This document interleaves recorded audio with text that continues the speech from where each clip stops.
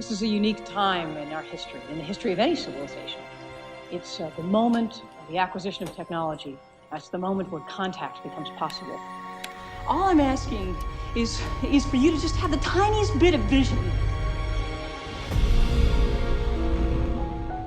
Hello, welcome to our RecapPlus channel with me, Matthew.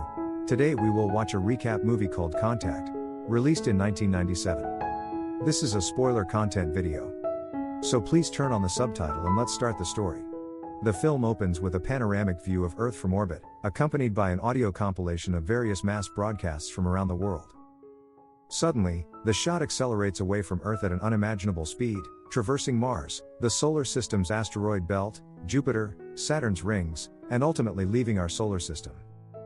The journey continues at an even faster than light pace into the Eagle Nebula and beyond the Milky Way galaxy, passing through the pillars of creation and eventually reaching a field teeming with tens of thousands of galaxies. The perspective shifts to Ellie Arroway, a young girl sitting in her bedroom, repeating a ham radio greeting, CQ, after a few seconds. Ellie, with a keen interest in science, uses her ham radio to connect with people in other cities. In a remarkable feat, she communicates with someone in Pensacola, Florida, nearly 1,000 miles away from her home in Madison, Wisconsin. Later that night, Ellie wonders if she could ever possess a transmitter powerful enough to communicate with her departed mother, who passed away during childbirth. Her father, supportive but uncertain, suggests that with determination, she might achieve such a feat one day. Tragedy strikes when Ellie's father passes away while stargazing together, and Ellie, feeling responsible for failing to provide him with his heart medicine on time, blames herself. As Ellie grows up, she becomes a brilliant astronomer, earning her degree and joining the Search for Extraterrestrial Intelligence Institute, SETI, in Arecibo, Puerto Rico. Kent, a blind astrophysicist with extraordinary hearing, joins her at SETI. In Arecibo, Ellie encounters Palmer Joss, a spiritual thinker, and engages in an intense but brief romance with him.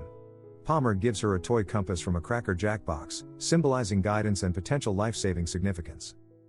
Despite Palmer's interest in a romantic connection, Ellie remains consumed by her pursuit of extraterrestrial life.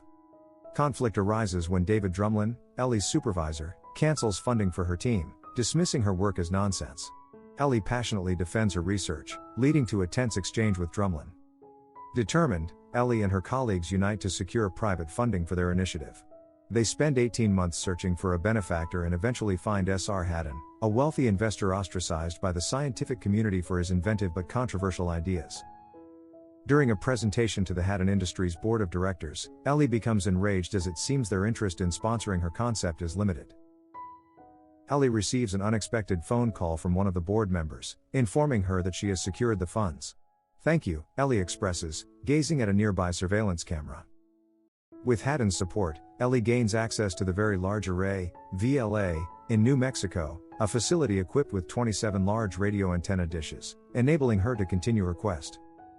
However, Drumlin and the scientific community remain in close pursuit. Despite Ellie's unwavering commitment and a reputation for unconventional experiments, the project faces the looming threat of shutdown, as Drumlin convinces the scientific community that it is a wasteful endeavor, even though Haddon Industries privatizes all funding for the project. Undeterred, Ellie refuses to give up.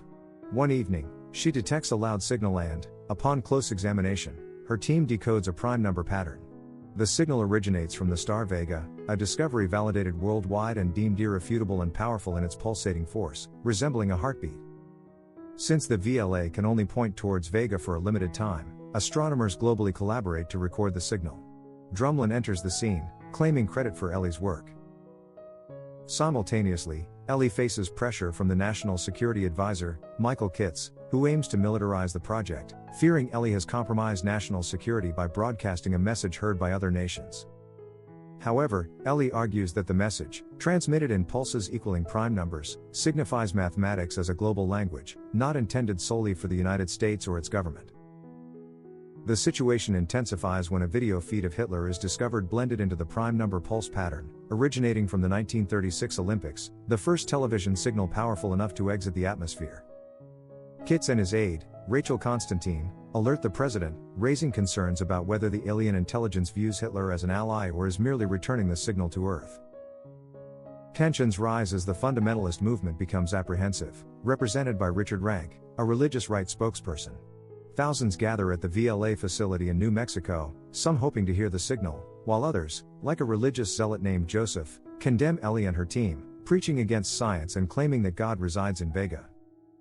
In a surprising turn, it was discovered that the TV signal contains a substantial amount of digital data, totaling over 60,000 pages.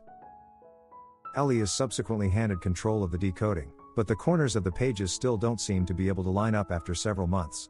Ellie receives her response shortly after, in the shape of Haddon himself, who meets with her discreetly. Haddon demonstrates a thorough understanding of Ellie, stating that he prefers to know as much as he can about his assets.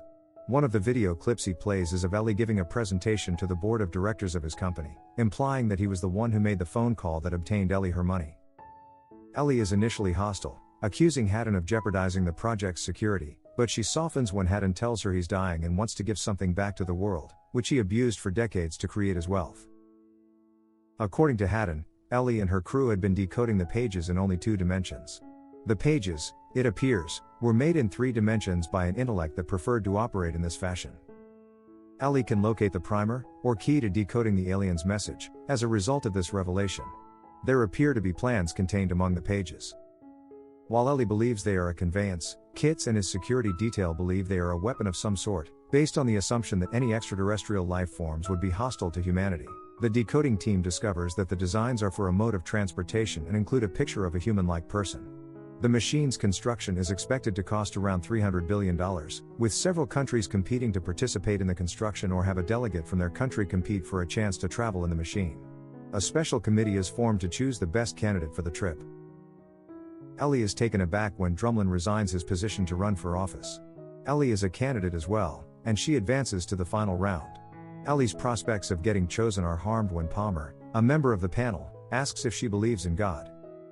Ellie addresses the question in a roundabout way, refusing to give a clear response. Drumlin picks up on her stutter and talks passionately, utilizing God in his final words. His grandstanding demeanor in front of the panel pays off, and he is picked to travel.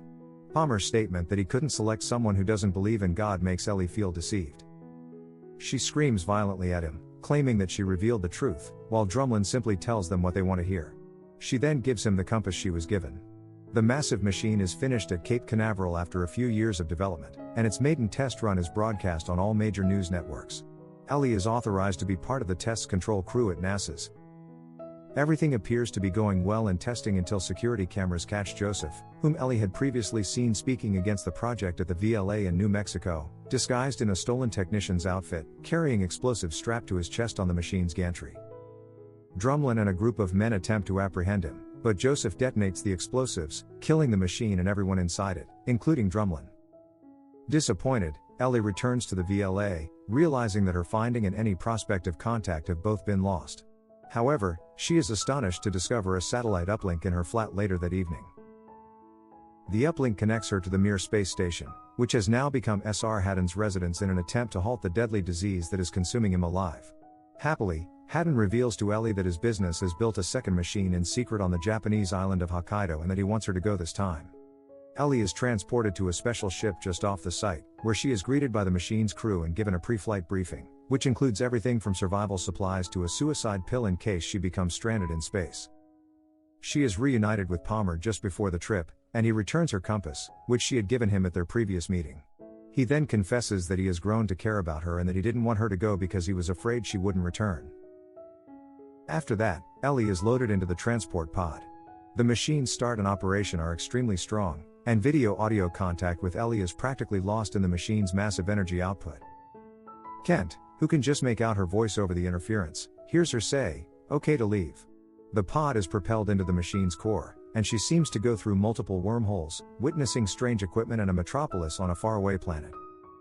Ellie gets out of the pod's confinement chair at one point to grab Palmer's compass, which had fallen loose from her neck.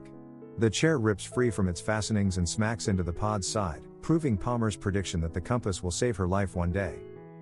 The pod's translucency displays a dazzling celestial event as Ellie peers through one of its walls. She floats to a peaceful landing on a sandy beach area before she realizes it is similar to the one she drew of Pensacola as a little girl. Suddenly, she detects a shimmering picture moving towards her. To her surprise, she finds that it is her father approaching. However, she quickly realizes that everything, The beach, her father's appearance, is a figment of her imagination, as the alien has snatched memories and ideas from her head and has taken on the guise of her father. This, he argues, was a method for them to make things more pleasant for her. The extraterrestrial discloses that the 1936 Olympics broadcast signal was how the aliens learned about Earth and that there are many more out there in space. When Ellie inquires about the transportation system, the alien says that their species discovered it but has no clue who created it. Ellie wants to ask more questions, but the alien insists that she has to go home and that humanity will do the rest. The sky above her turns into a wormhole, and she vanishes. The pod lands in the netting, and the mission director tells her there was a malfunction as the pod just dropped through the machine. After these events, Kitts resigned as the National Security Advisor and held an inquiry to gauge if everything was a hoax or a fact. Following the hearing, Ellie is taken to a car where Palmer tells her that he believes her. Ellie was awarded a grant to continue her work shortly after. She conducts a tour of the VLA facility for a group of elementary school pupils. When one of them questions if there may be others living in space, she responds, "If there isn't, then it'd be a dreadful waste of space," echoing her father's attitude from when she was a child. The film ends with a shot of her continuing her work.